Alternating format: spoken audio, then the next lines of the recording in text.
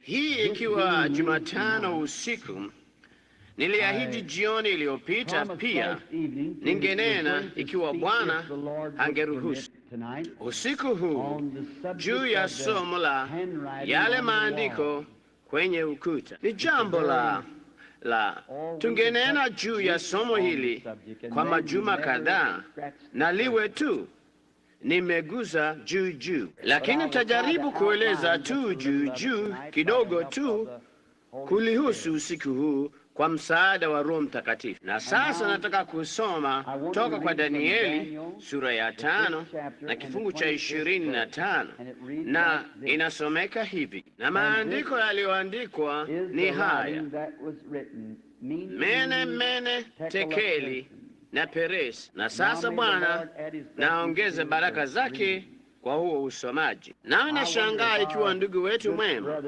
yule mlinzi hapa angezizima hizi taa zenye mwangaza mwingi.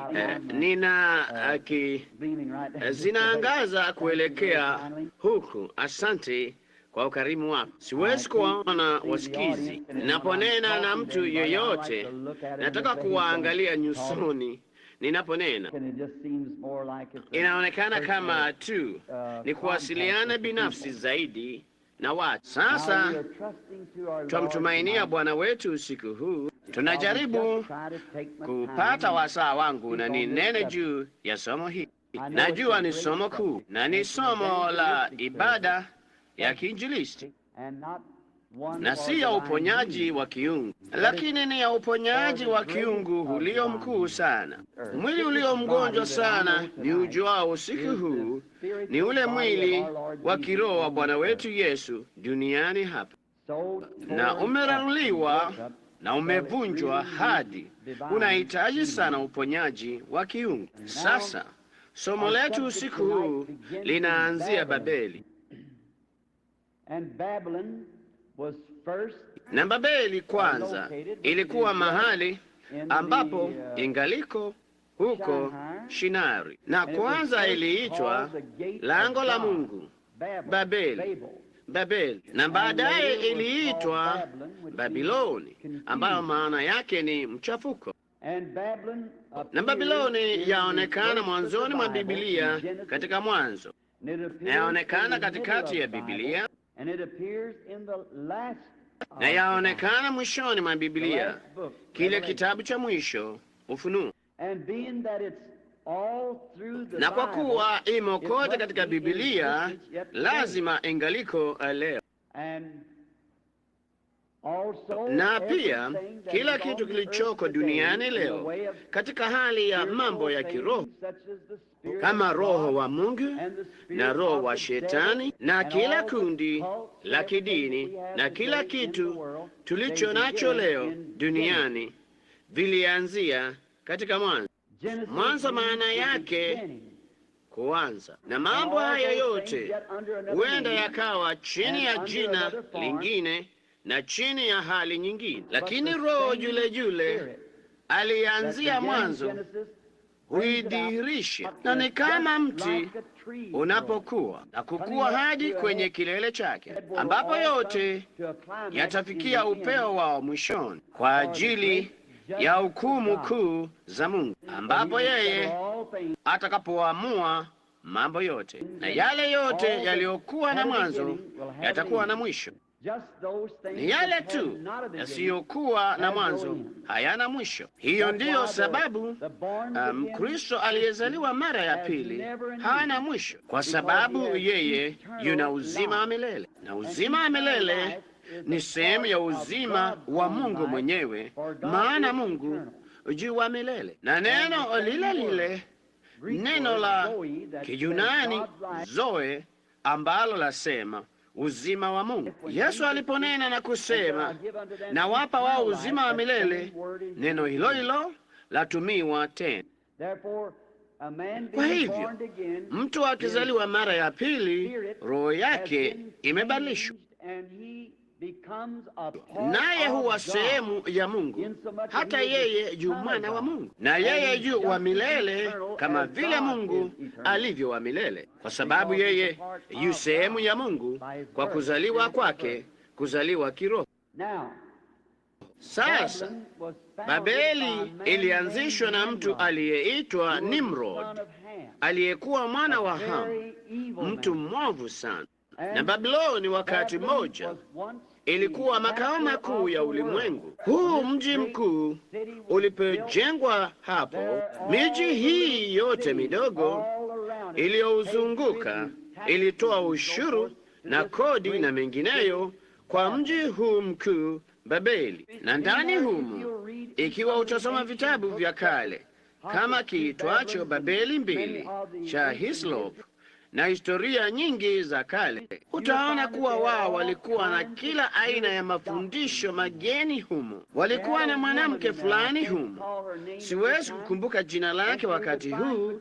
Yeye angepata mizizi maalumu toka dini na kufanyia miungu toka kwayo. Inaaminika kuwa hiyo ilikuwa miungu ile Yakobo aliyoitwaa toka kwa baba mkwe wake.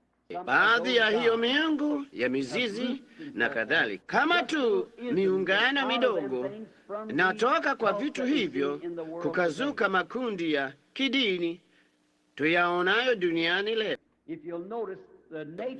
Ikiwa utatambua hali yake na hali ya mambo haya leo. Kwa hivyo Babeli ilikuwa tu katika hilo bonde kuu lenye rutuba huko, na ilizungukwa na kunyunyiziwa maji na mto Frati na Hidike, na ulikuwa kituo kikuu cha ukulima. Na Babeli ulikuwa mji mkuu, na ni kadiri ya maili 120 kuuzunguka mji ule, maili 30 kila upande. Hilo lingeufanya maili 120 kuzunguka. Wao husema barabara za mji wa Babeli zilikuwa zina upana wa futi 200, kuta zake zilikuwa na upana wa futi 80 na urefu wa futi 200 kwenda juu. Wao wangefanyia mashindano ya magari juu ya hizi kuta pamoja na magari, na malango yalitengenezwa kwa shaba. Na haya malango basi yangekuwa na upana wa futi 200, na katikati ya mji kulikuwa na jumba la kifalme, na lile jumba lilikuwa kile kiti cha enzi, na katikati ya ule mji ulipitia mto mkuu Frati. Ukiuchunguza ni mji wa Ibilisi, maana umejengwa kufuatisha ule mji wa Mungu kama mto wa maji ya uzima mbele ya kile kiti cha enzi. Na katika mji huu walikuwa na bustani kuu zilizoning'inia kutani, na lilikuwa taifa kuu lenye nguvu kuu sana wakati huu, hadi lilikuwa limeushinda ulimwengu wote, na ulimwengu wote ulikuwa ukitoa ushuru. Ulikuwa umeendelea sana katika sayansi, na ulikuwa na vitu vya kisasa ambavyo sayansi ingeweza kutengeneza. Ulikuwa na magari mapya, mitindo mipya, silaha zenye nguvu sana na vyuma bora sana. Ulikuwa uliojulikana sana ulimwenguni mote. Na ndipo ndani ya kuta hizi ambamo mfalme Belteshaza alikuwa mfalme katika wakati wa tukio hili tunalonena habari zake usiku huu. Mfalme Belteshaza ambaye Biblia yasema Nebukadreza ambaye alikuwa baba yake, lakini hakika yeye alichukua mahali pa babu yake mfalme Nebukadreza. Na wengi wenu mnafahamu kuwa Nebukadreza alikuwa mwanzo wa ufalme wa mataifa, kile kichwa cha dhahabu, na alikuwa amekwenda Yerusalemu umbali wa maili nyingi sana, na kuwachukua Wayahudi mateka na kuwaleta chini huko katika ufalme wake na kuwafanya watumwa, nao walitumia wanasayansi wao na kadhalika, kama tu vile Urusi ilivyofanya ilipoingia Ujerumani, na huko ndiko walikopata bomu ya atomiki na kadhalika. Wao waliwachukua hao wanasayansi Wajerumani. Hiyo ndiyo sababu wao wameendelea sana siku hizi. Waliwachukua mateka na kurudi nao huko. Wenyewe hawakuwa na hayo, lakini walikwenda na kuvipata vitu hivyo kama tu Nebukadreza alivyowafanyia Wayahudi. Nasi tutambua kwamba katika wakati huu kulikuweko mtu mwenye haki aliyeitwa Danieli, nabii wa Bwana. Alichukuliwa mateka wakati huo. Yeye alikuwa ametumika kama mkuu juu ya wanajimu na kadhalika na wale wenye elimu na mamajusi katika ufalme wa Nebukadreza. Na sasa Belteshaza alikuwa ameyachukua mamlaka. Belteshaza alikuwa mtu mwovu, yeye hakujali. Na ndipo watu wote wa Babeli walikuwa na usalama kama huo waliojisikia wanao. Mara tu walipokuwa ndani ya haya malango, na malango yamefungwa, kukiwa na kuta za futi 200, upana wa futi 80. Hebu waza tu jinsi walivyojisikia salama ndani ya kuta hizo. Lakini kumbuka hili, haijalishi vipi sayansi imekufanya salama, Mungu atakupata utendapo dhambi. Kuna usalama mmoja tu pekee, na huo ni katika Kristo Yesu. Na wao walivyojivuna sana kwa kuwa taifa lililoongoza ulimwenguni, mfano kamili wa ustaarabu wa kisasa kama tu huu tunaoishi, hii Amerika ya ajabu.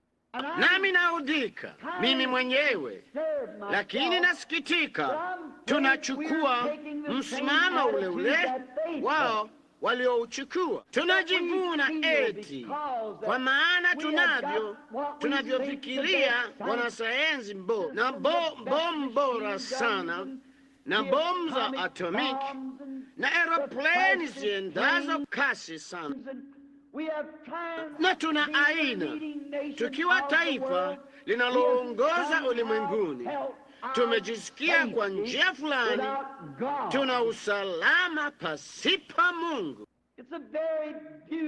Ni mfano mzuri sana, na Mungu habadiliki kamwe. Msimamo wake kuhusu dhambi ni ule ule leo kama ulivyokuwa wakati huo, na hakuna mahali pa kujificha hapa. Ni katika Kristo tu usalama. Na katika huu mji mkuu wao walivyojisikia, kuna njia duniani kwa jeshi kuvamia mji huo, zile kuta kuu ndefu kwenda juu na vifaa vyao vya kisasa, na walitengwa na ulimwengu wa nje. Hawakujua kamwe kuwa taifa ovu lililoitwa Wamedi na Waajemi, ambao sasa ni Wahindu wa India. Hawakujua kamwe kuwa huko maili nyingi mbali walikuwa wanachimba chini ya mto waugeuze mto Frati kusudi wapitie chini ya kuta. Wakati wao walijisikia wasalama, kila wakati walijisikia hivyo, na walipojisikia hivyo wakaendelea kuyumbayumba dhambini.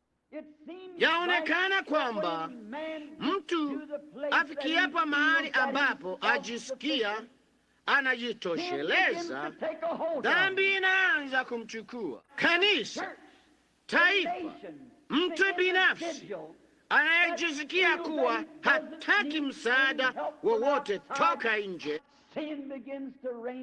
dhambi huanza kutawala ndani yake. Hiyo ni kweli.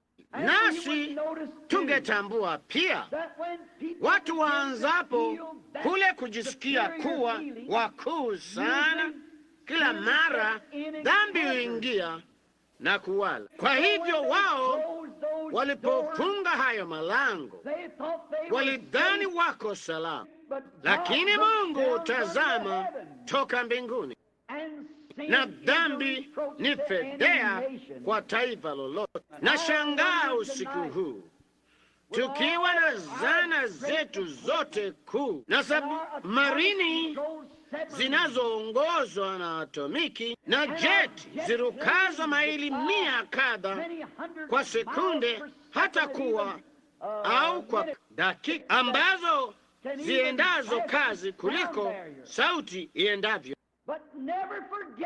Lakini usisahau kamwe kuwa dhambi zako zitakugundua. Na katika wakati huu wao walikuwa wamefunga hayo malango, na walidhani wangeishi kwa karamu za ulevi na ulafi kama walivyotaka kuishi, kwa maana walilindwa. Walikuwa taifa lililoongoza mataifa yale mengine yote.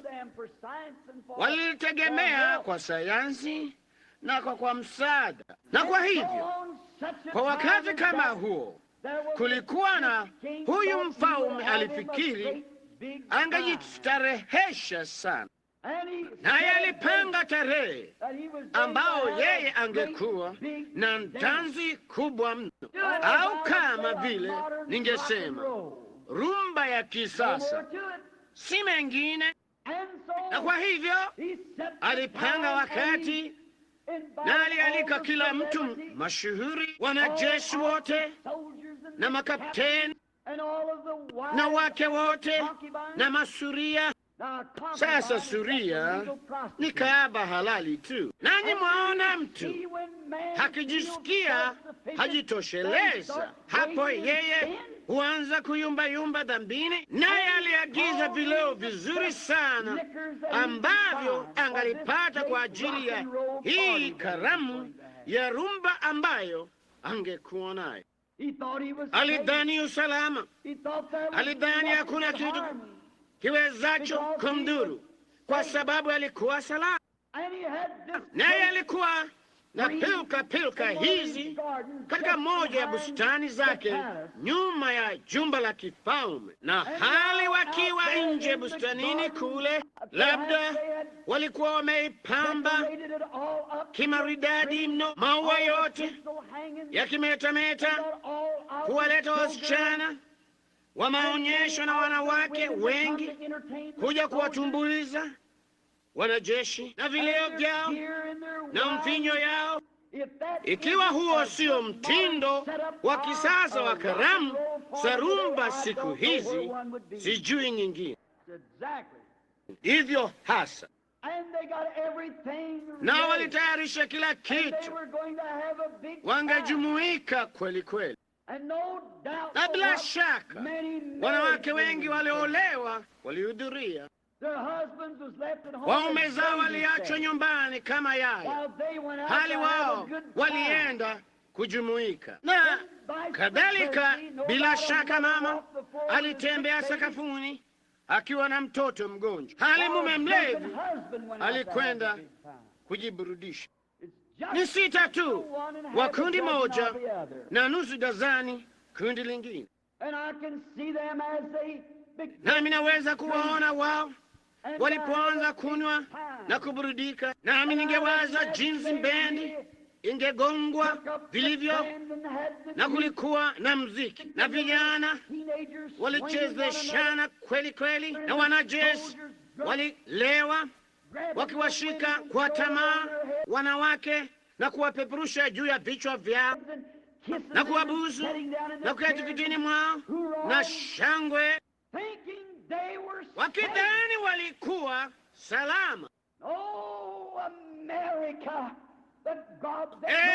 Amerika, yule Mungu aliyetazama na kuona hiyo karamu ya rumba anakutazama usiku huu, na ni furaha kuu vipi waliokuwa nayo. Nami naweza kuwaza mfalme huyu hapa, Belteshaza, alikuwa Elvis Presley wa kisasa. Yeye angefanya makuu waliokuwa nayo. na kufanya kwao mambo yasiyofaa bila kujua wakati huo wote kuwa kifo kilikuwa mlangoni. Basi wakati karamu ilipotia fora, kama tu tamasha kuuza Hollywood ya kisasa ya televisheni, wao walidhani wangeendelea kufanya mizaa mizuri juu ya dini, tuseme kama vazi la Arthur Godfrey au kitu kama hicho cha kisasa, au namna ya Annie Ford mdonoa ndengu, fanya mzaa juu ya mhubiri. Lakini Mungu yungali atazama chini toka mbinguni. Lakini wao walidhani waliishi katika taifa ambalo halingeweza kugusa. Lakini unavuna unachopanda. Fahamuni hilo, enyi watu. Kiwa utaifa au kanisa au mtu binafsi, unavuna unachopanda. Na naweza kumwona mfalme huyu anasimama na kusema, hebu kidogo wasichana, hebu tufanye mzaa mzuri wa kidini kuhusu mhubiri na kadhalika, na maua yote yanametameta yakipeperuka, na wasichana wakisema, hewa, nam, nadhani tungependa kusikia. Na wale wanajeshi vijana wakiendelea kama vijana wa mambo leo, kwa maana hizi zaidi ya Babiloni ya kisasa. Mimi ni Mwamerika, bali ndivyo Danieli alivyokuwa wa Babiloni wakati huo.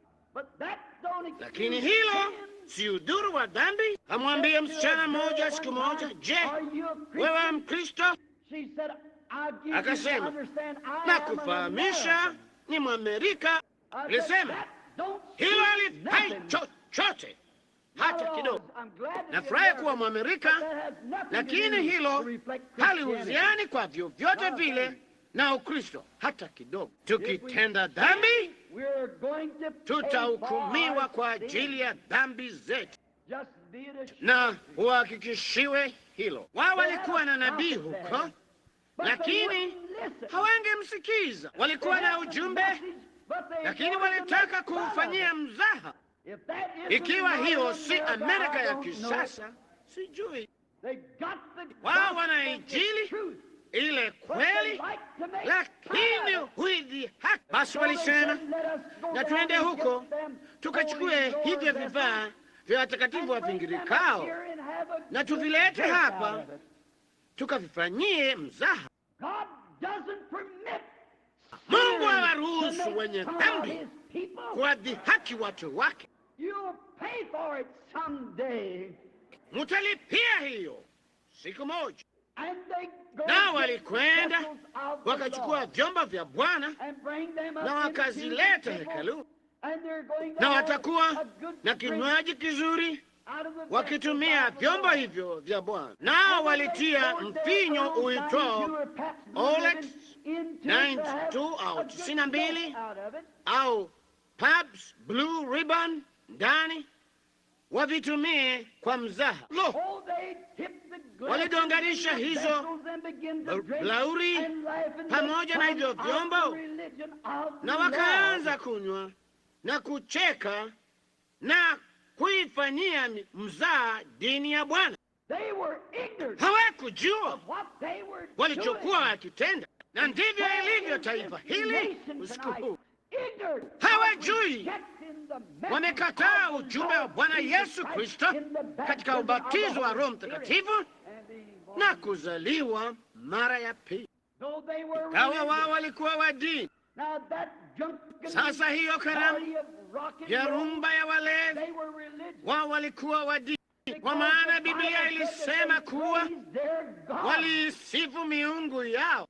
Hivyo basi waweza kuwa wa dini sana na hali umekosea. Naam, sio unyovu.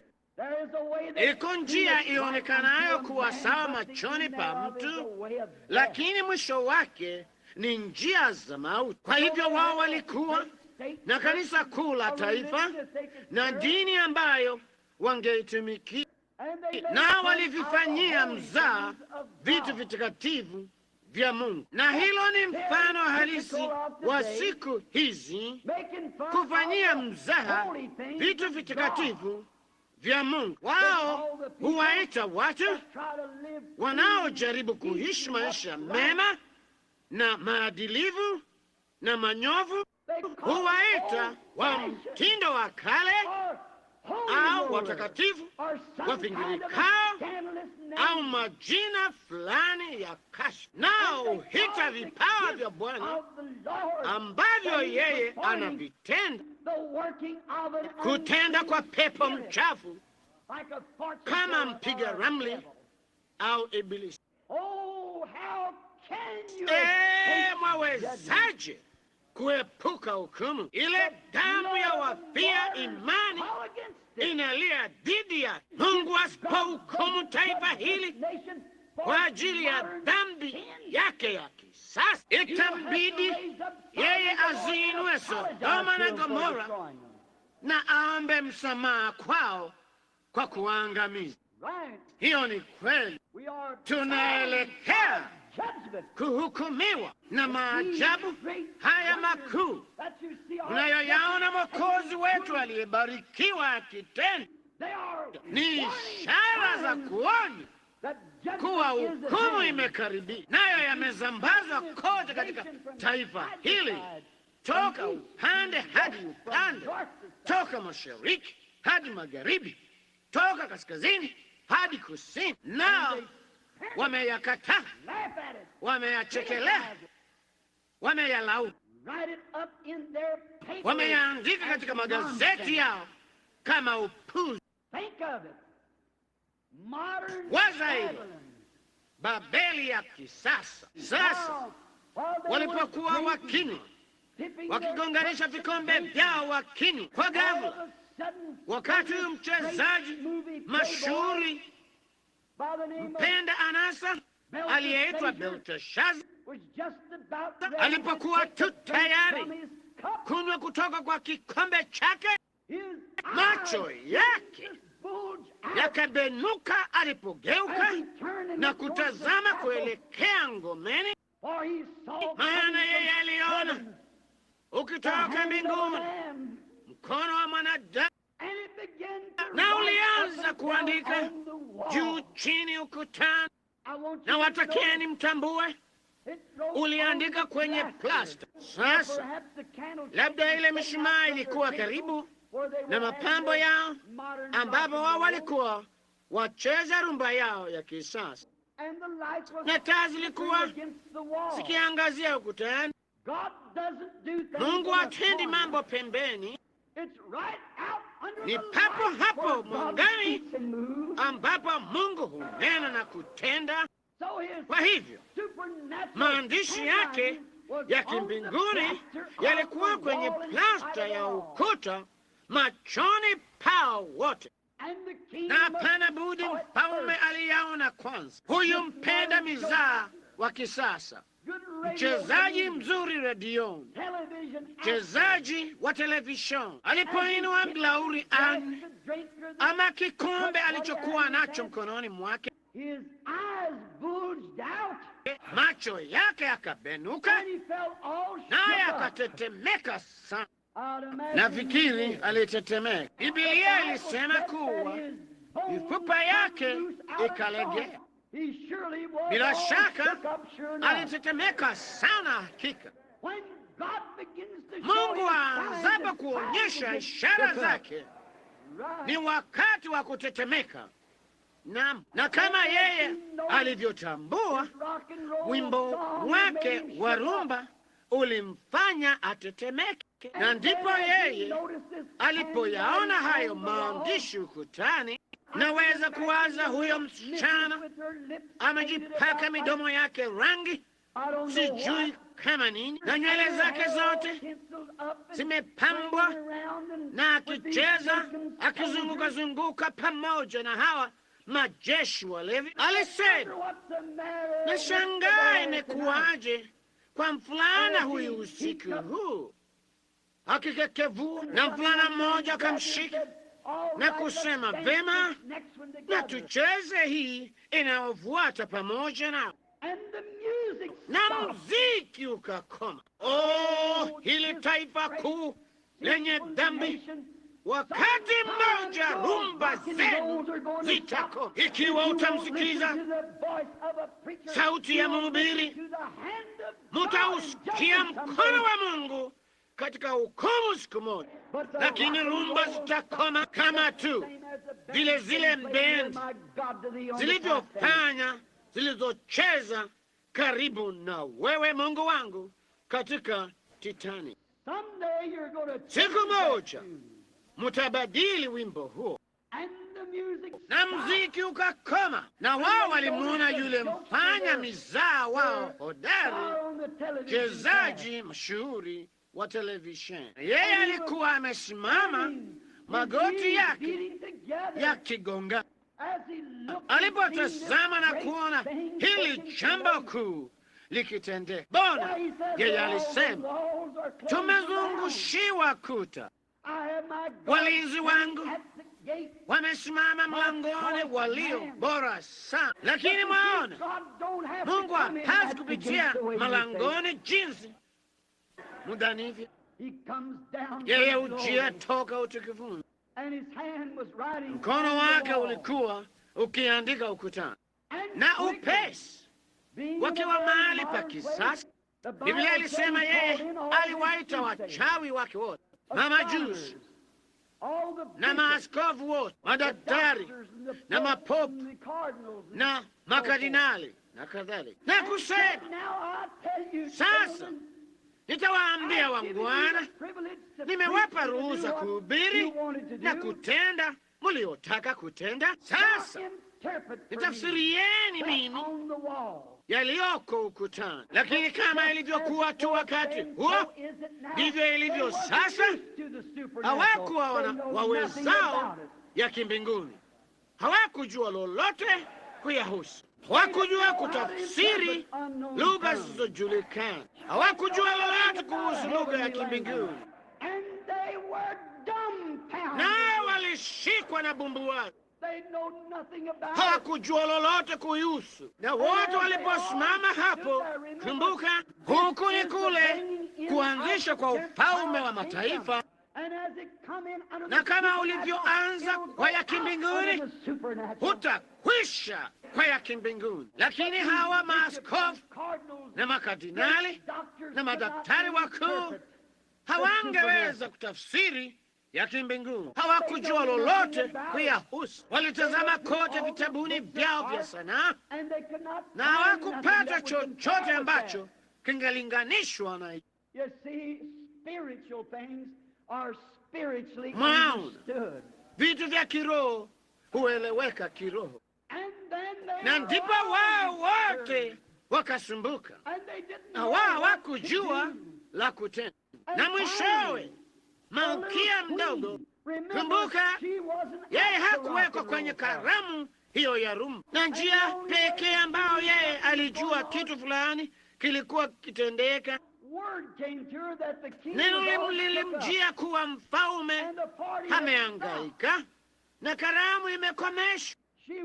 Yeye angalikuwa mmoja wa waamini wazuri, na kwa njia moja au nyingine, yeye alikuwa mmoja ambaye hakusahau. Malkia akaingia upesi karamuni mle, na alipomwona yule mfanya mizaa wa kisasa amehangaika na bendi yake yote, akasema, mfalme, uishi milele.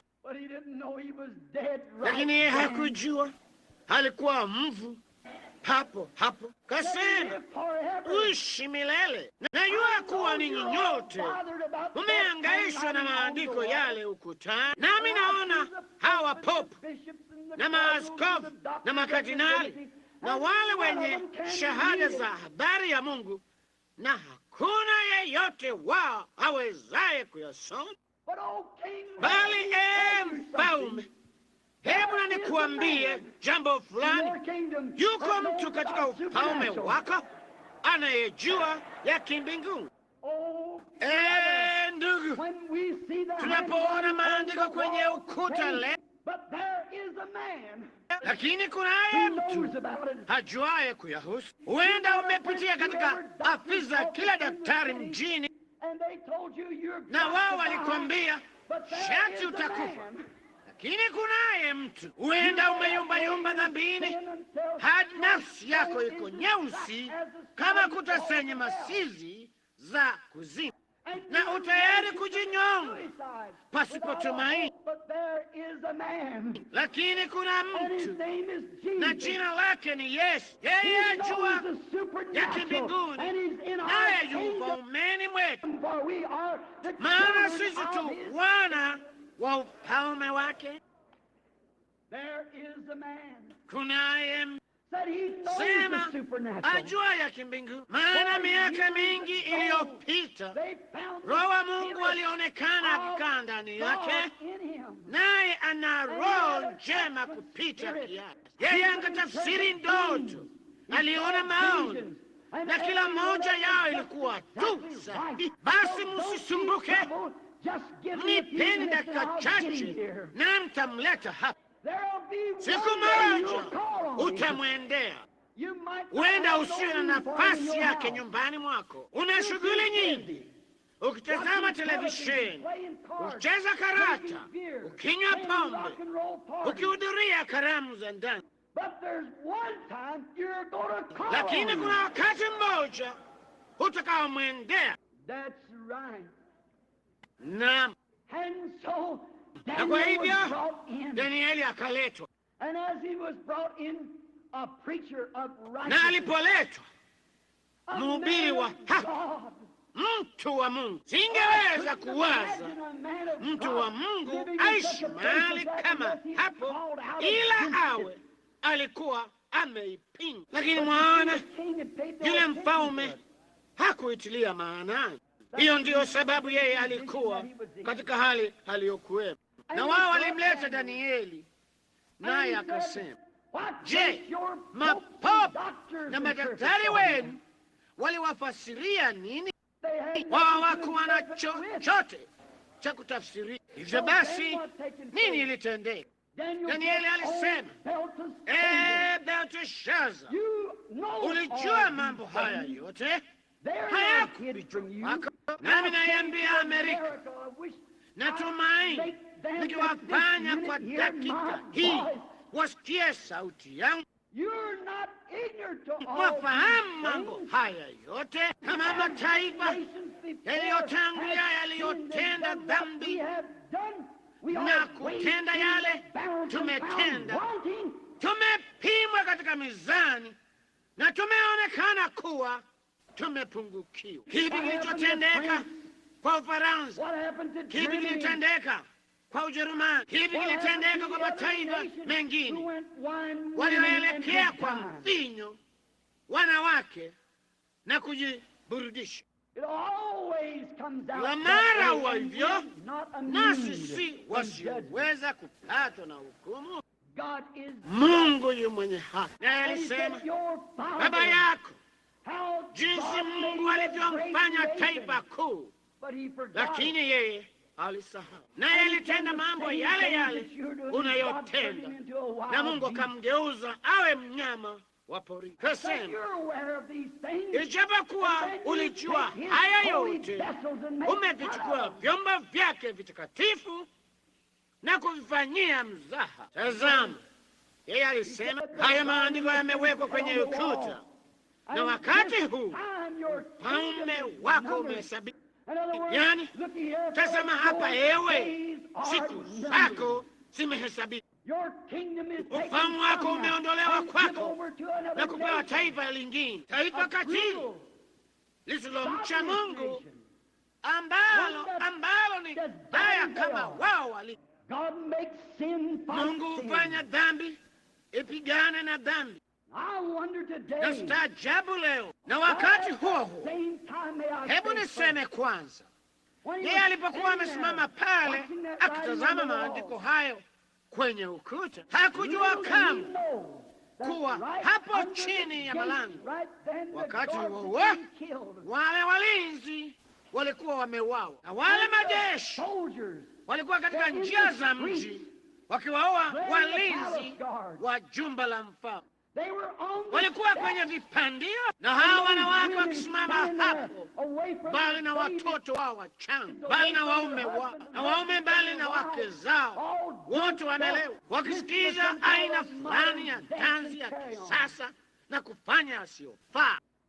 Na majeshi walikuwa kwenye vipandio, na katika dakika chache mfalme angeangamizwa, na kundi hilo na wanaume walevi lingeangamizwa, na taifa lisiloamini kuwa kuna Mungu lililopagawa na Shetani. Na hawa wanawake wangalivuliwa mavazi yao, wasichana na kadhalika, na kunajiziwa barabarani, kisha wangewatwaa kwa visigino na kupasua vichwa vyao ukutani, wakawakatakata.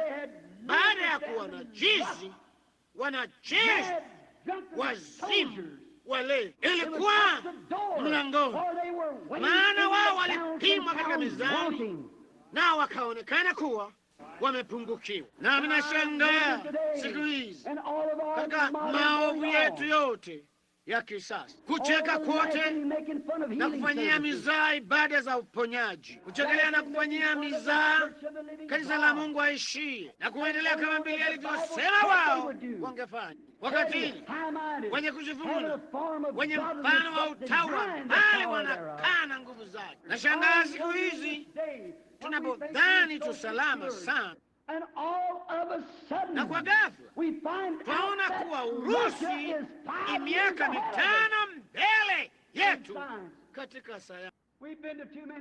Tumekuwa katika karamu nyingi sana, tumeyumbayumba sana dhambini. Kanisa limelala sana, halijali mikutano ya maombi tena, hawajali. Wao unena dhidi ya roho halisi na wa kweli wa Mungu aishi. Hawamtaki. Wao ni wakidhehebu sana, wamejipamba sana, hawana wakati wa kuhudhuria mikutano ya maombi. Wao wako kwenye televisheni na sinema na kutangatanga hapa na pale na kwenye karamu za ulevi na kadhalika. Hiyo ni kweli, hilo laweza kuonekana kama la mtindo wa kikale, lakini ndilo taifa linalohitaji siku. Kuna kutenda kike kwingi sana kwa Injili, pamoja na mipira ya kuvalia mikononi.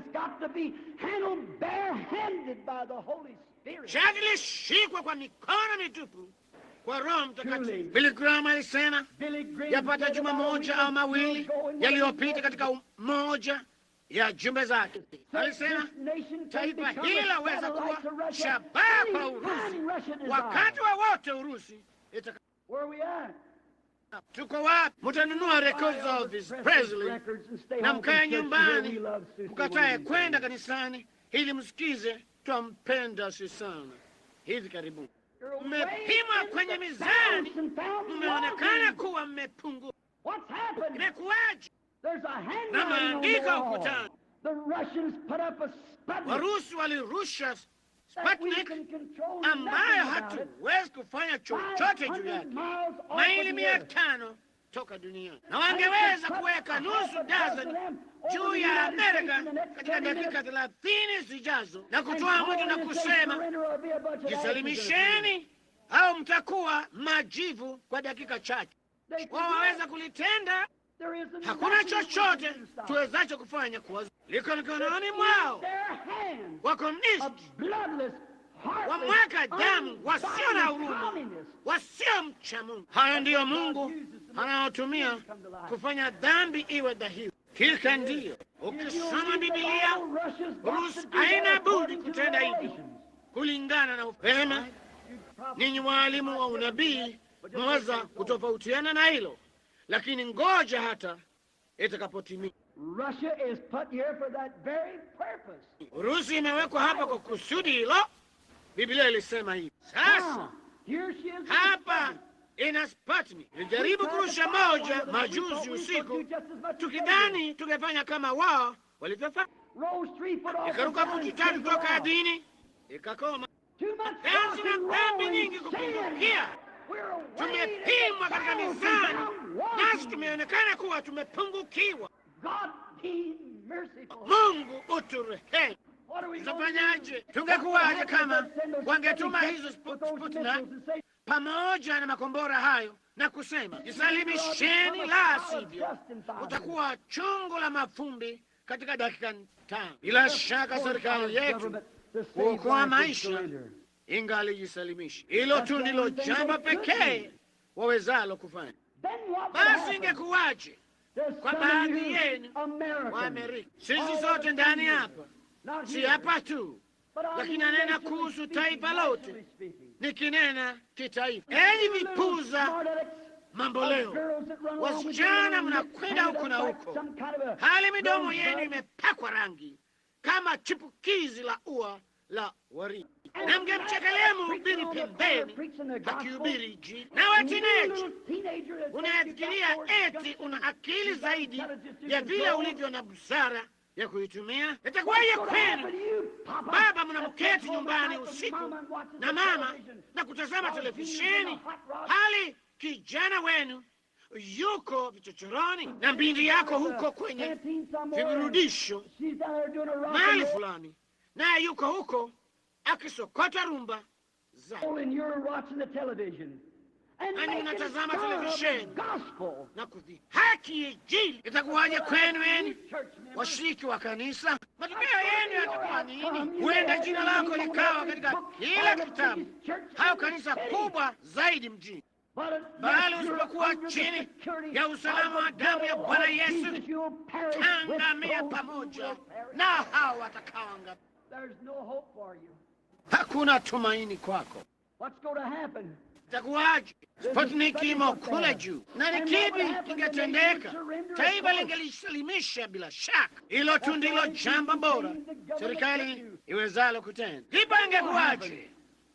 Wimbi baada ya wimbi la meli zilizojaa wanajeshi, wimbi baada ya wimbi la aeroplane zingetua katika taifa hili. Wanawake wangenajisiwa barabarani. Mkafanyaje? Yao mtafukuzwa nyumbani mwenu, watazitwaa. Itakuwaje kwenu vijana wa kike na kwenu vijana wa kiume, nanyi nyote wakati huo? Dhambi lazima ilipiwe. Haijalishi taifa gani wala ni nani anayefanya kibinafsi au taifa, italipiwa. Kundi la wanajeshi wa komunisti waliowakatili, wasiomcha Mungu, waliojaa sharaba mashavuni, wangewakamata wake zenu na kuwanajizi hata binti zenu, na mungesimama na kulipenda. Hamwezi kufanya lolote. Nini chanzo chake? Kwa sababu mumesikiza upuzi wa vitu kama vipindi vya televisheni vya rumba na damu na mhubiri baridi wa kidesturi tu wasioweza kutafsiri ya kimbinguni. Maandiko yako ukutani, nasi tumepimwa kwenye mizani na kuonekana kuwa tumepungukiwa. Haya yangetendeka lini? Kabla ya mapambazuko asubuhi. Ni nani atakayeyazuia? Jaribu. Biblia ilisema atatendeka. Lakini hebu niwaambie, haya hataguza kanisa la Mungu aishi. Tutakuwa tumeondoka wakati huo. Hivyo rafiki, sikiza. Ikiwa kitu hicho kikaribu sana na tunayaona maandiko kwenye ukuta, hakuna chochote kiwezacho kuzuia jambo hilo lisitendeke. Sasa Amerika imekwisha kuhubiriwa, ya kimbinguni yametendwa, nao waendelea kuyumbayumba moja kwa moja juu yake. Wenda nchini mahali fulani na ufanye mkutano wa ufufuo na uwe na waongovu 40 katika juma, na urudi huko baada ya majuma 6. Huna 4. Kile kidimbwi cha kale kimevuliwa, hakina samaki tena. Mungu anao kiasi fulani ambao amewachagua. Hilo wa mwisho aingiapo, hilo lafunga ule mlango na imekwisha. Ndipo hakuna chochote kilichobaki ila hukumu, rehema zinapokataliwa. Na hapa tuko mwishoni mwa njia ya kimbinguni, yametendwa, yamechekelewa na kufanyiwa mzaha. Jambo la mwisho, Mungu ameshakuja katika nguvu zake mwenyewe, katika mwanawe mpendwa, kutenda kupitia kwa kanisa lake, nao husema ni kuabudu roho za wavu au Shetani. Imebaki nini tena ila hukumu? Na hapa kuna maandiko kwenye ukuta. Lakini ikiwa hiyo imekaribia hivyo, na kila mwalimu ajua kuwa kanisa lanyakuliwa kabla ile dhiki haijaanza. Kwa hivyo ikiwa hiyo imekaribia hivyo, ingetendeka kabla asubuhi na kunyakuliwa. Je, umekaribia kuliko hivyo? Jina la Bwana libarikiwe. Kuja kwa Bwana kumekaribia. Maandiko yameandikwa ndani ya Biblia, nasi twayaona maishani mwetu. Nanyi je, kwa ushawishi wa sauti yangu mtampokea Yesu Kristo wakati huu? Tubuni mkabatizwe. Petro alisema, kila mmoja wenu katika jina lake Yesu Kristo pate ondoleo la dhambi zenu, nanyi mtapokea kipawa cha Roho Mtakatifu. Kwa kuwa ahadi hii ni kwa ajili yenu na kwa watoto wenu na kwa watu wote walio mbali, maana hapana jina jingine chini ya mbingu waliopewa na damu litupasalo kuokolewa kwao, isipokuwa uwe wa Kristo. Huenda ikawa Methodist, Baptist, Pentecost, Nazarini, Katoliki, umepotea isipokuwa uwe wa Kristo. Kristo anapoingia ndani yako ni kuzaliwa upya na Roho Mtakatifu. Pokeeni usiku huu tunapoomba.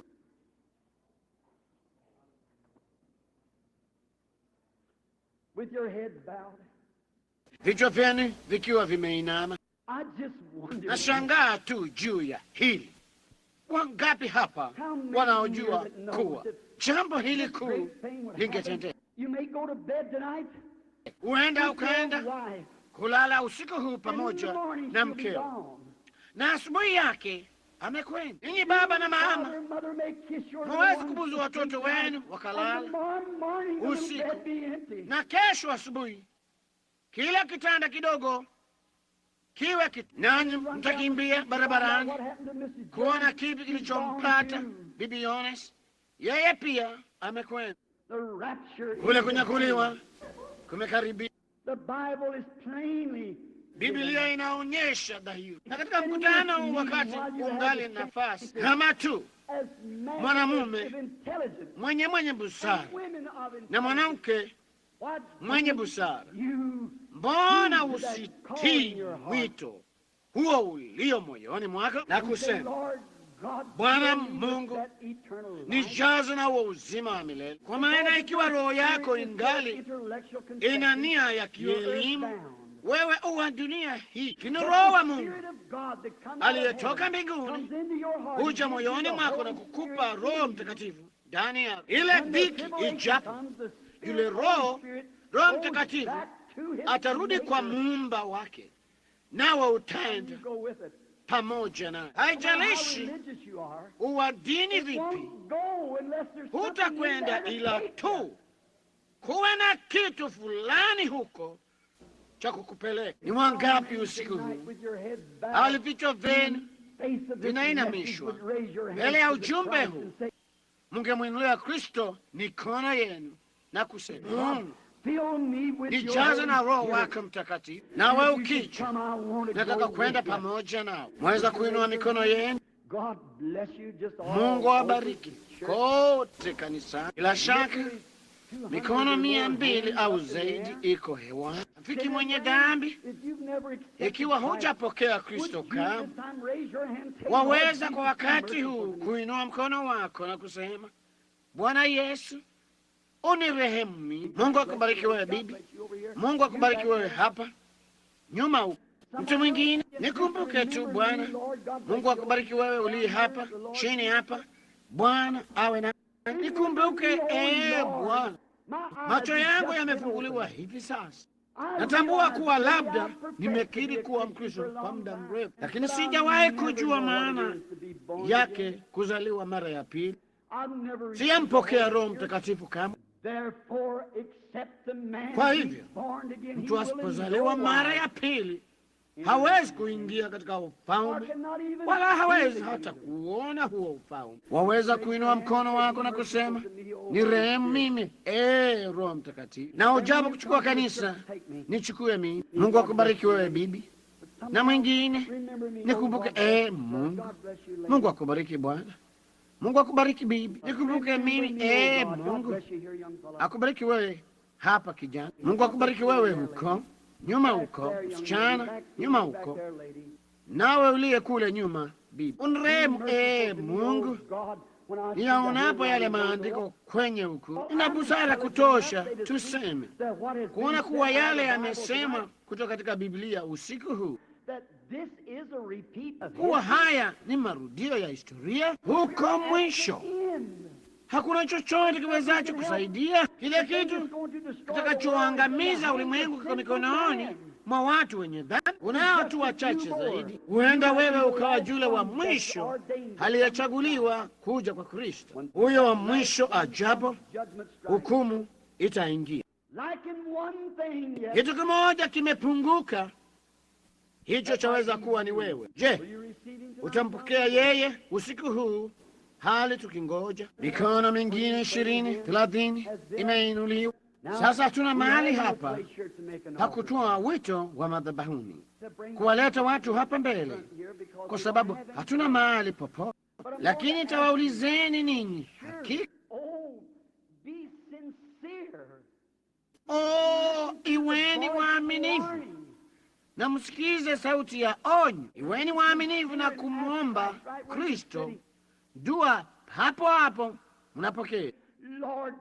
Bwana, unirehemu mimi mwenye dhambi, na unipokee kabla sijapita ng'ambo ya pazia ya rehema, kabla sijatenda dhambi katika siku yangu ya neema. Unirehemu Bwana, naye atafanya hivyo. Sasa ombeni hivyo inapoomba pamoja nanyi. Bwana uliyebarikiwa, tumesimama katika hali ya kuogofya usiku huu tunaposoma neno lako na kujua kuwa wakati wowote redio ingetoa onyo kwa ghafla na bendi za rumba zianze kuimba karibu na wewe, Mungu wangu. Lakini itakuwa imechelewa sana wakati huo. Hukumu imeingia. Makombora yameelekezwa kwetu, uharibifu kwa maili baada ya maili na tani baada ya tani ya nguvu za atomiki zinazoifagia dunia na kadhalika, ambazo zingeteketeza ulimwengu mzima, na ziko mikononi mwa watu wenye dhambi. Biblia ilisema kuwa hivyo ndivyo itakavyotendeka. Nasi twaona yale maandiko kwenye ukuta. Bwana Mungu, mimi sitaki kujaribu kuleta ujumbe kama huu kwa watu, na mnajisikia jinsi nilivyo mdogo nikisimama hapa kujaribu kueleza somo kama hili, lakini unisamehe kwa sehemu yangu ya kutoweza kufanya hivyo. Lakini kwa njia moja au nyingine, toka moyoni mwangu na kuuliza wewe uingize ujumbe huu jinsi utakavyo mioyoni mwao, maana naona ile saa ikija. Na uturehemu Mungu, na umwokoe kila mmoja, na uwajaze na Roho Mtakatifu, na wao watoto wako waliofunikwa kiungu katika wema wako, na wapate usalama kwa Bwana Yesu, maana taifa letu haliko salama. Tumedhani tuko salama, ndivyo hata na ule ufalme wa Babeli ulivyodhani. Ni wakati wowote taifa ovu lilikuwa likifanya kazi, kulikuwa na taifa ovu likitenda kazi. Hata sasa tunajua kuwa wametushinda, nasi tuko chini yao. Kanisa liko chini ya rehema zako. Wao wataangamiza, lakini wewe utalitoa kanisa lako. Bwana, tutwae tuwe chini ya ulinzi wako usiku huu, na utubariki kwa ajili ya Yesu. Katika jina lake twaomba, amen.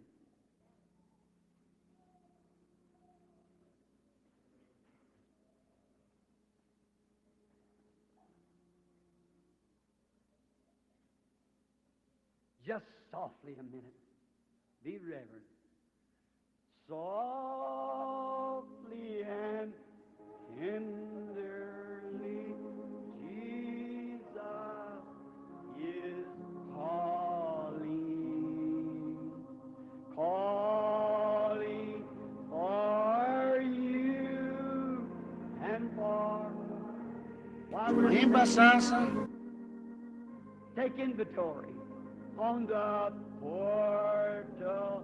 He's waiting and watching, watching for you and for me. Come home. Where? Come up higher. Ye who are weary, come home.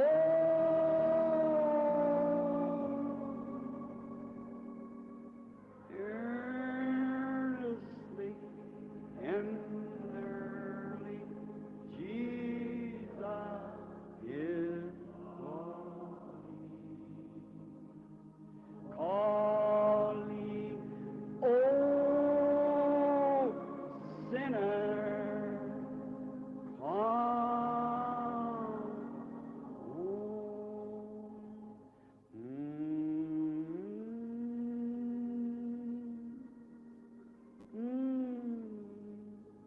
Oh, wouldn't it be a Jamani, wonderful je, time for it to happen? si itakuwa wakati wa ajabu kwa hilo kutendeka sasa? Oh, it's all Jamani, right. vema, wakati wowote yu tayari. Amin. Nafurahi sana kumjua yeye. Nafurahi sana kuwa huu mwili mzee unaokunjamana unaodhoofika hapa utageuzwa na kwa dakika moja kufumba na kufumbua macho. Takuwa kijana tena, niishi milele. Mzee atakuwa kijana milele. Geuzwa dakika moja. Wasiokufa tutasimama katika mfano wake, watang'aa zaidi ya nyota na jua. Ni nafasi jinsi gani! Usimkatae. Vipi utakavyomtaka yeye aseme, umefanya vema katika siku hiyo ya milele. Usimkatae Mwokozi mpendwa moyoni mwako, usimkatae, na huwe ndiyo usiku huu. Ni wangapi wanaompenda yeye kwa mioyo yenu yote, nanyi mko tayari yeye akija? Lo, shukurani jinsi gani! Je, hujisikii kama ulivyosuguliwa sasa ndani ile Injili? Tunasafishwa kwa maji ya neno. Geuka upande mwingine, ukamsalimie mtu fulani kwa mkono, useme Mungu akubariki. Jisikie vizuri sana. Mungu akubariki ewe msafiri. Mungu akubariki dada, ndugu. Tuwasafiri njiani, tukitembea kwenye barabara kuu ya kale, nikitangaza popote nienda, Bwana heri niwe Mkristo wa mtindo wa kale kuliko chochote nijuacho.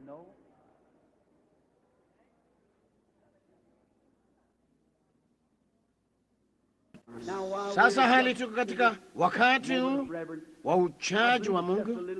Naamini tumechelewa sana kufanya mstari wa maombi.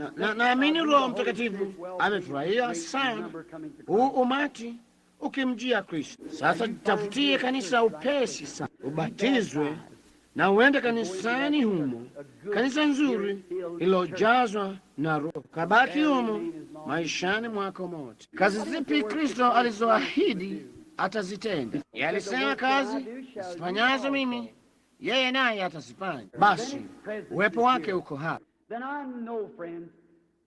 Na mnajua marafiki, ninajua bila shaka kuwa Yesu yuko hapa. Na mtu hapa ni mtu yule yule aliyetembea Galilaya, mtu yule yule aliyekukomboa wewe kwa damu yake na kuponya wewe kwa kupigwa kwake. Yuko hapa kufanya na kutenda kila kitu alichofanya, sababu ni Bwana Yesu yule yule. Sasa natuombe kwa muda mchache, pole pole.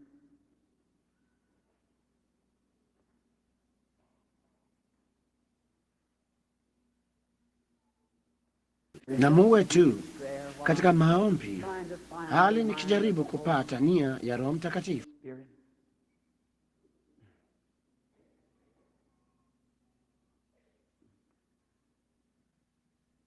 Kwa hivyo huo mziki mtamu, jinsi watu walio matesoni usiku huu wangependa kusikia. Watu ambao labda waliketi kwenye viti mnavyokalia usiku huu wamesikia Injili na kuaga dunia. Walio matesoni usiku wale, jinsi hao wangependa kuketi kwenye hivyo viti mnavyokalia. Imechelewa sasa sana.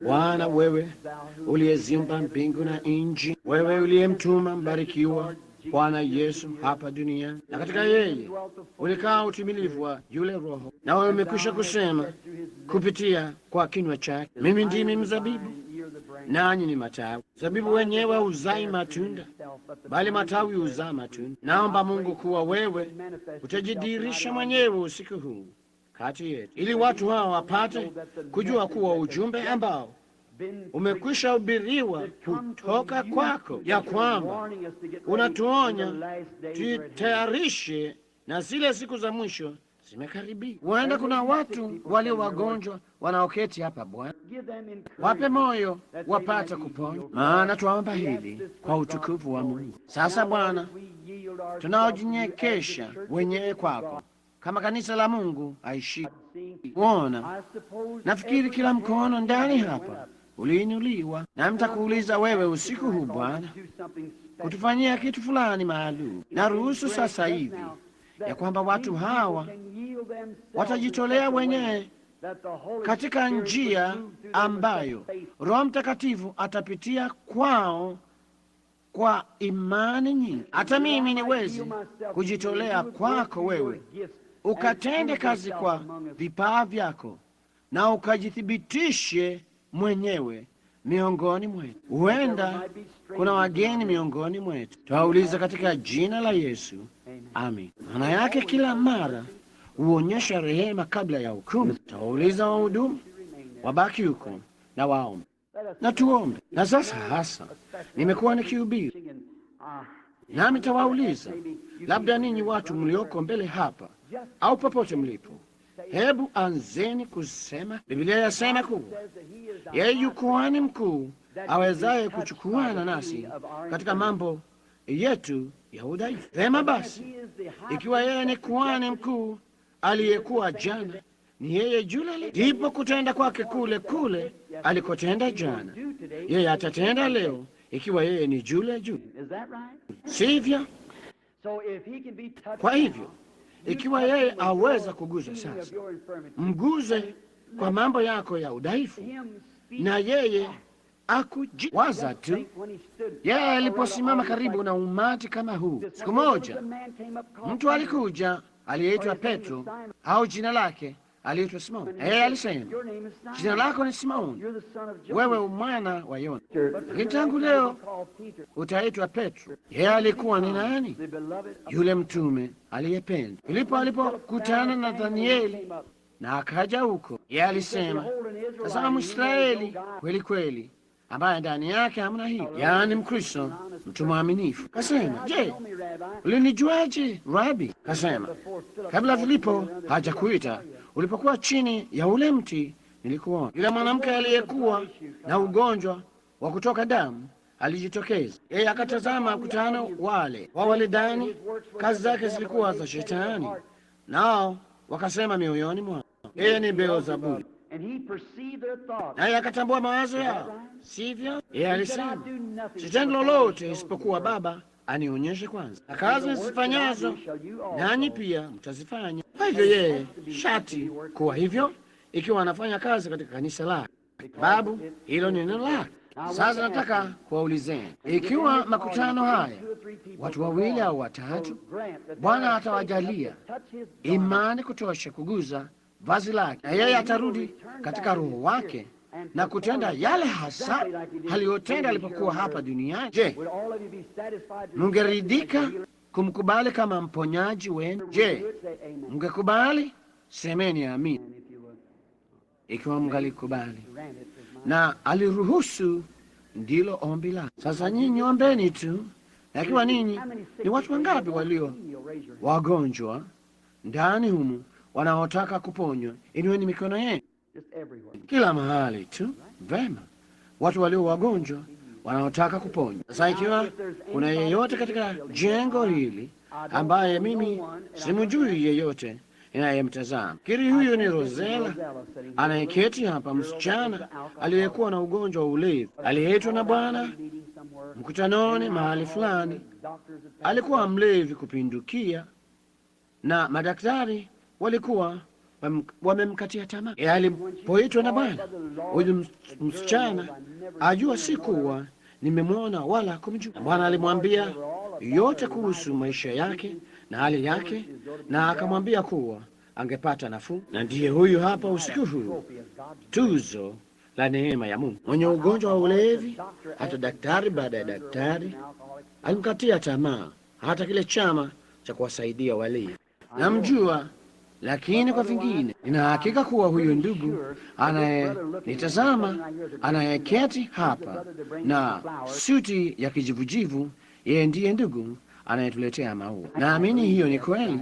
Siwezi kukumbuka jina lake sasa. Kitambo kidogo kilichopita, yeye alikuwa nyumbani kwangu pamoja na ndugu Boze Shauzi, ndugu Shauzi. Bali na hayo, nafikiri nilimwona ndugu Fred Saltman muda mfupi uliopita mahali fulani jengoni humu, lakini nimesahau sasa mahali alipo. Gawaji yeye alikuweko mahali fulani, na simjui yeyote mwingine, lakini Mungu awajua ninyi nyote. Ikiwa mtaweza tu kumwomba na kumuuliza Mungu, ijaribuni imani yenu, na mtu yeyote asisongee popote. Sasa iweni watulivu sana kwa muda mchache. Sasa amini tu mkiweza, kwa unyenyekevu sana mwezavyo, kwa muda mchache, na mketi mkiwa kimya. Waza tu, Kristo aliahidi, bado kitambo kidogo na ulimwengu haunioni tena, bali ninyi mtaniona mimi. Maana mimi si mwingine, mimi neno la kumtaja mimi nitakuwa pamoja nanyi hata ukamilifu wa dahari. Mambo nifanyayo mimi, nanyi pia mtayafanya. Yesu Kristo yule jana, leo na hata milele. Ni kweli, shati iwe kweli.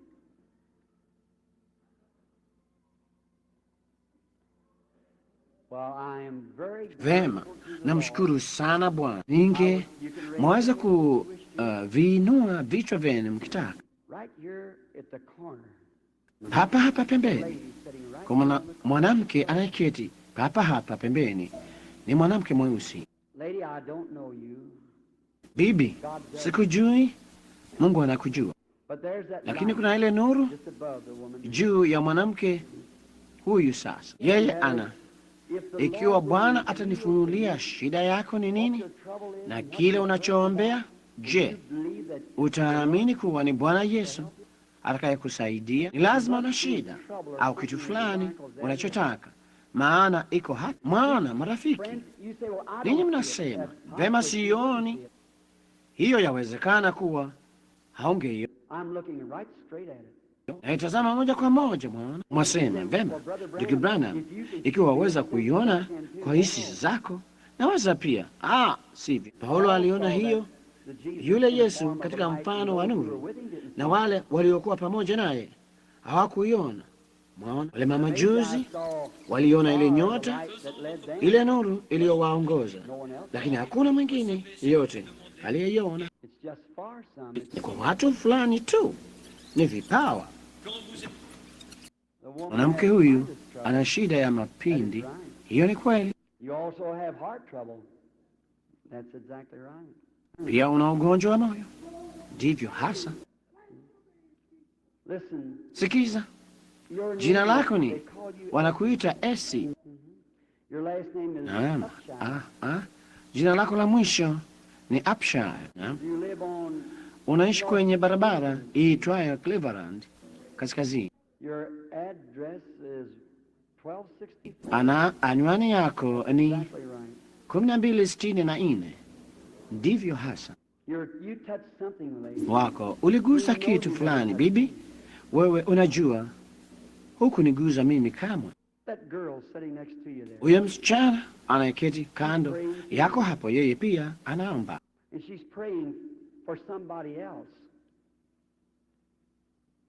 naye anamwombea mtu That's mwingine, your mother.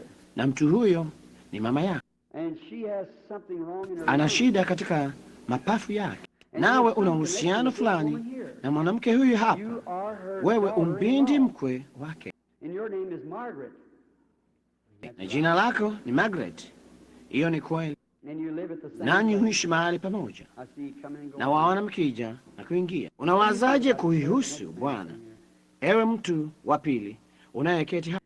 Do you believe that Jesus? Je, waamini kuwa Yesu Kristo ni mwana wa Mungu? You do? Je, waamini? If the Lord will Ikiwa reveal Bwana what atanifunulia you're shida yako ni nini, expecting, je, utamkubali? you have stomach trouble. Una ugonjwa wa tumbo? That's right. Naam.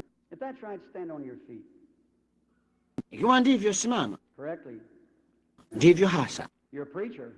Wewe ni mhubiri. Bila shaka mnasema yeye anatazama mavazi yake ya wahubiri. Vema, mbali na hilo, Somebody mtu expects fulani you to be anadhani Presbyterian, but you're wewe ni Pentecostal. Mpresbyterian, That's right. lakini wewe ni mhubiri Mpentekosti. Hiyo ni kweli. Amin. Wasiwasi wako umekufanya uwe na vidonda tumboni, vimepona. Go home. Nenda nyumbani ukapate afya, ndugu. Amin. Have faith in God. Iweni na imani katika Calm Mungu, down. msiwe na shaka. Wawazaje unayeketi papa hapa?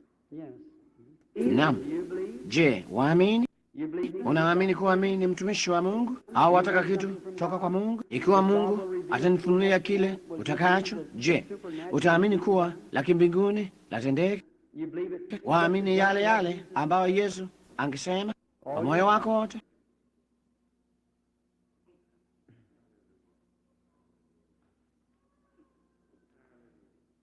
You have Una a kivimbe, growth. na kivimbe hicho kiko kwenye nyonga yako. Hiyo ni kweli. And you also have stomach trouble. It's caused from an Nawe infection pia condition. una ugonjwa wa tumbo, That's right. unatokana na hali ya wasiwasi. Hiyo ni kweli. Jina lako ni Eva May. Eva May. Redmond is your last Redman ndilo jina lako la mwisho. Unaishi kwenye barabara ya mji 1378, magharibi barabara ya 13. That's correct. Hiyo ni kweli. Ili ujue kuwa mimi ni mtumishi wa Mungu. Your little girl. Huyo ni binti yako mdogo anayeketi pale. Unataka maombi kwa ajili yake. Msichana That little huyo girl has hemorrhages. anakutokwa na damu, And they come on her when she nayo gets humtoka excited or anaposhtushwa goes down sana hard. au anapolia sana. Hayo ni Bwana hasema hivi. Huyo mvulana mdogo ni ndugu yako. That's right. Naam, huyo mvulana mdogo naye unamtakia maombi. Yeye anasumbuliwa na kuvimbiwa. Yeye pia amepoteza uzito mwingi hivi majuzi, sivyo? That's thus saith the Lord. Hilo ni Bwana asema hivi. Yule mwanamke mweupe anayeketi kando The yako white woman sitting next to you. yaonekana kama kwamba anasumbuliwa na jambo fulani. Do you believe, sister? Je, waamini dada? You believe God has sent his son Jesus Christ? Waamini to Mungu represent ametuma all mwanawe things, Yesu Kristo that he's coming soon? kukitangazia kizazi hiki cha mataifa kuwa yeye juaja upesi, You have a una shida ya gland that you're tenzi suffering with, inayokuumiza, and also na a pia una colon trouble. ugonjwa wa And you're chango, nervous. nawe una wasiwasi. You're not from Kutoka kwenye mji huu, hata hivyo, You're from Detroit. unatoka Detroit. Your Nambari number yako where you unakoishi live is 1, 2, ni 1, 12 4, 134 barabara ya Fad. That's right. Hiyo ni kweli, Detroit, Michigan. You're not Wewe Italian. ni Mtaliano, Your name jina is lako ni Viola. Viola P-O-L-O-F. Polom. Have faith in Uwe na God imani katika Mungu and receive what you ask. upate kupokea unachohitaji. Wawazaji wewe chini upande huu, je, waamini kwa moyo wako wote? Nawe je, msichana unayeketi hapa, je, waamini kwa moyo wako wote? Msichana uliye mwisho hapo, vema, Either one of you, doesn't matter. mmoja wenu, haijalishi. Wadhanije wewe hapo unayemfuatia? Je, unaamini kwa moyo wako wote? Little mother sitting looking at me. Maskini mama anayeketi akinitazama mimi. What do you Je, think? wawazaje kuhusu hili? Waamini kuwa Bwana Yesu angeponya mishipa iliyovimba ya damu ulio nayo? You do? Amini. Labda ungewaza hili, ungeamini zaidi ikiwa ningekwambia mume wako alikuwa na shida ya masikio, ulitaka aombe. Hivyo ndivyo hasa. Sasa unaniamini? Huko ukiipata hapo mbele, hilo lilikuamsha kwa sababu ulipokea kuponywa kwako wakati huo, na mkono wako kando yake. Bibi, wawazaje juu ya haya? Amini kuwa Mungu angekuponya. Utafanya hivyo vema. Basi yabisi kavu yako itakuondokea. Nawe Bwana, waonaje? Wewe uliyepunga mikono yako, naamini Mungu angekuponya ugonjwa wako wa moyo na kukupa afya. Je, waamini yeye atakuponya? Wewe unayeketi ukimtazama yeye hapo, je, waamini pia? Wataka Mungu? Ulikuwa na ugonjwa wa moyo pia, sivyo? Nawe ulikuwa na ugonjwa wa sukari pia, ndivyo? Je, waamini Mungu atakuponya? Basi waweza kupokea. Je, waamini? Mwaminini Mungu. Vipi chini ndani hapa? Wewe bwana, unayeketi hapa mwishoni mwa viti, unaamini? Inakupasa kuwa hayo. Umeponywa tu sasa hivi. Waona, ulikuwa na ugonjwa wa mguu, sivyo? Waamini kuwa Bwana Yesu, lakini unamwombea mtu mwingine. Sasa huyo ni ndugu yako, naye yuko Wisconsin, amepasuliwa mapapu hivi majuzi, nusu yakaondolewa. Naam. Unaamini? Basi waweza kupokea kile unachoomba. Jina la Bwana libarikiwe. I will praise him. I will praise him. Praise the Lamb for sinners slain. Give him glory, ye people, for his blood hath washed away each stain. Blessed Lord, Bwana mbarikiwa. Tutakuona wewe siku moja ukija toka juu mbinguni. Tunajua wewe uko hapa sasa katika mwili wa kiroho. Umejidhihirisha mwenyewe kikamilifu kwetu. Ulimwengu hauwezi kuyasoma hayo Bwana, hata hatutarajii uyasome, kwa sababu wewe ulisema hawataniona tena. Lakini tunajua kuwa una watoto wawezao kukuona wewe, na watoto wakujua wewe, nasi tukushukuru kwa ajili yao. Nasi twaomba sasa kwamba utavuma kote jengoni humu pamoja na Roho Mtakatifu aliye mkuu, na uponye kila mtu aliye mgonjwa ndani humu. Hivi sasa jipatia utukufu Bwana, na watu wasiketi katika ufu, bali wao waamke na kuangaza na kumpa Mungu sifa na utukufu katika jina la Yesu. Ikiwa mwaniamini, simameni na kumpa yeye sifa kwa mioyo yenu yote, na furahini katika Bwana Yesu, maana yeye sasa aponya kila mmoja wenu kwa ajili ya utukufu wake mkuu wa kiungu. Bwana wabariki. Amin.